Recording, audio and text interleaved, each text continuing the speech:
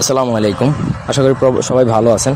তো আজ আমি আপনাদেরকে একটা দুষ্টা স্ত্রী বশীকরণ দিব। যে স্ত্রীগুলো আসলে স্বামীর কথা শুনে না, বাপের বাড়ি চলে যায়, স্বামীর সাথে সংসার করতে চায় না, স্বামীর সাথে শারীরিক মেলামেশা করে না, বা সংসারের প্রতি অমনোযোগী, বাচ্চা কাচ্চাতে রেখে পরকীয়া করতেছে অথবা পালায় চলে গেছে, এরকম স্ত্রী কীভাবে বশ করবেন তার একটা বিদ্যা দিব।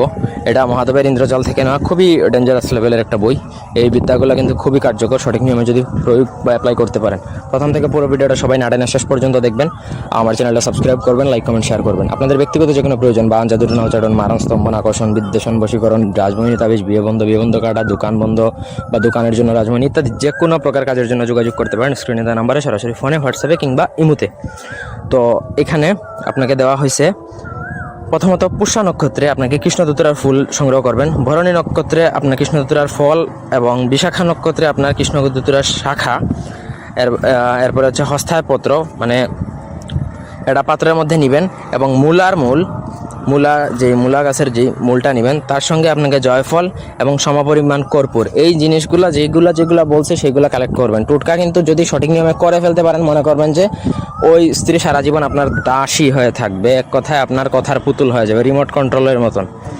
এই জিনিসগুলা আপনার সমপরিমাণ কর্পূর মিশিয়ে পিষবেন, পিষে আপনি একটা তিলক বানাবেন, মানে একটা ফুটা আকারে কপালে ধারণ করবেন। তারপর ওই কুলটা স্ত্রীকেও বশ করা যায়, মানে ওই যখন আপনি তিলকটা দিবেন কপালে, দেওয়ার পর আপনি আপনার স্ত্রীর সামনে যাবেন, ওই স্ত্রী যখন স্বামীকে দেখবে, দেখার পরই কিন্তু সঙ্গে সঙ্গে স্বামীর প্রতি এমন একটা বশীকরণ বা এমন একটা মায়া জন্মাবে, সে পাগল হয়ে যাবে।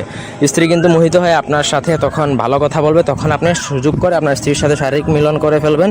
সারা জীবনের জন্য ওই টোটকা তার শরীরে স্থায়ী হয়ে যাবে। ধন্যবাদ।